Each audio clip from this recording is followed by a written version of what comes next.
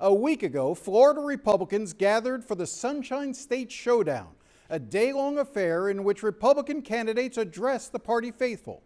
A little later in the show, I'll have my interview with Congressman Byron Donalds, the likely Republican nominee for governor.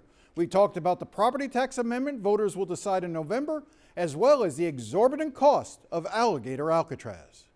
From the cost perspective, is it high? Yes.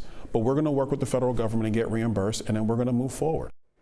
We'll have more from that interview later, but I do think it is worth reminding folks of what we reported last week regarding the true cost of that facility. An analysis by CBS Miami revealed Alligator Alcatraz may turn out to be the single most expensive immigration detention center in the country. The current estimate is that Alligator Alcatraz will cost taxpayers $1.2 billion.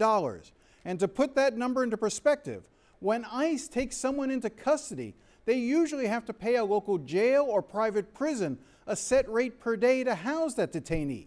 According to the Office of Homeland Security Statistics, in 2024, the average estimated cost that ICE pays those jails and prisons was about $165 a day per detainee.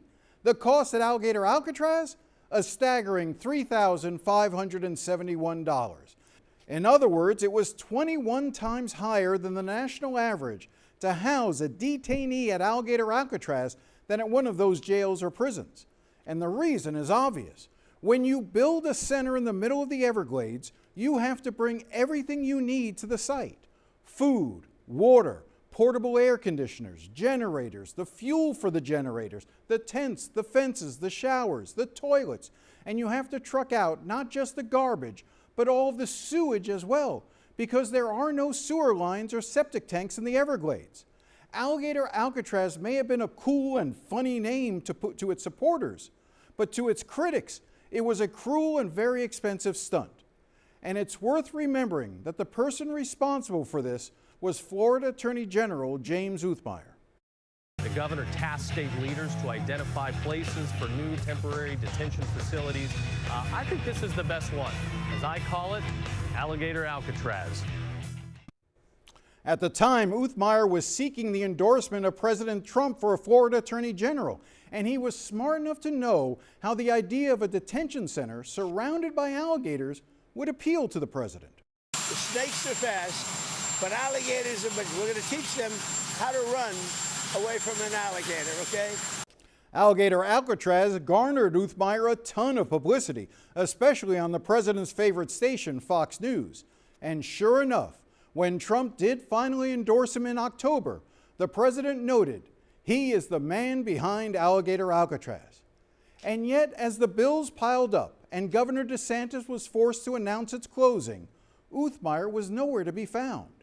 At the Republican gathering last weekend, he didn't even mention Alligator Alcatraz in his speech.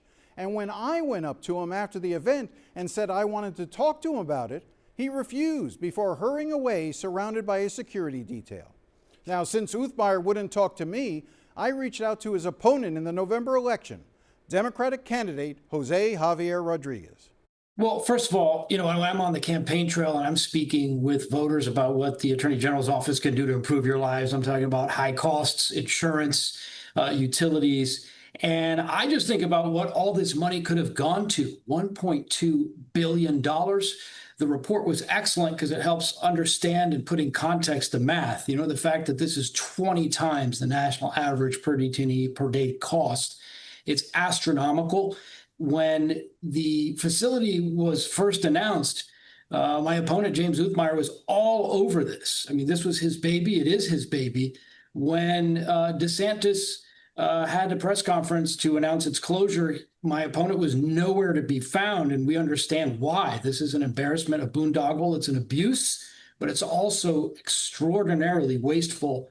All of this, just a big political stunt to try to get attention in Washington. You point out that it was Uthmeier who actually came up with this idea, who actually bragged about coming up with the name Alligator Alcatraz. It almost seems like they got more interested in the name Alligator Alcatraz than understanding what it would cost to build a detention center in the middle of the Everglades and why that was probably a bad idea in hindsight.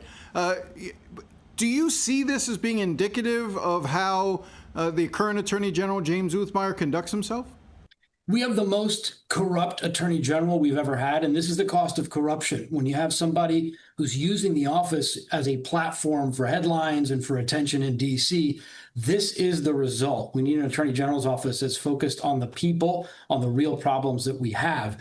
And so one of the things that I spoke about quite a bit was the abuses that went into this that enabled them to do this. Abusing emergency powers, going around the legislature, using no-bid contracts. All of that enabled them to waste massive amounts of resources. Obviously, you all have done the math, $1.2 billion. But those are funds that could have gone and should have gone to public safety, hurricane preparedness, other things like that. And, as Attorney General, I'll focus on the issues that actually matter to us, tackling those things in Tallahassee that make our lives more difficult. Insurance and utilities are things specifically that go up only when Tallahassee approves it. Attorney General's not doing anything about that. He's collecting their checks. And we need someone to focus on that. And for me, it's the cost of the corruption in Tallahassee that we have, that these kind of projects are even contemplated.